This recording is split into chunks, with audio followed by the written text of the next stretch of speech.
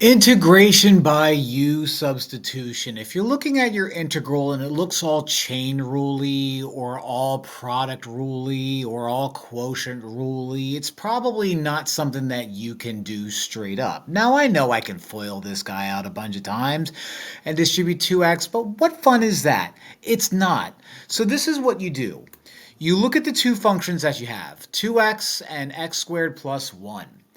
And you try to find something that looks like its derivative is floating around. It looks like x squared plus 1's derivative is floating around over here. So whatever looks like its derivative is floating around, you're going to call it u. So u is going to equal x squared plus 1. Take the derivative of that. du dx is going to be the derivative of x squared, which is 2x plus 1, which is nothing. Now, this is how I do it, and I know different teachers do it differently, but this is how I do it. I like to multiply both sides and divide both sides by the dx and the 2x respectively and simultaneously. So what you get would be du over 2x equals dx. Now what I do is I replace what I called u and I take this new dx and plug that in as well and integrate with respect to u.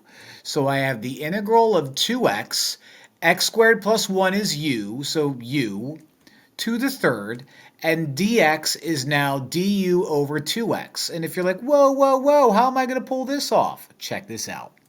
The 2x and the 2x cancel each other out. So now we're going to take the integral of u to the third du.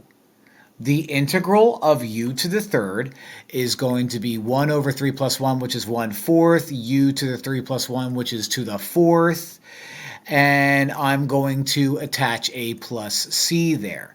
Now I'm not done, because my original problem didn't contain u. I called u x squared plus 1, so I need to plug back in x squared plus 1, so I get 1/4 x squared plus 1 to the 4th power plus c, which is going to be b. All right? U substitution. Fun for the whole family.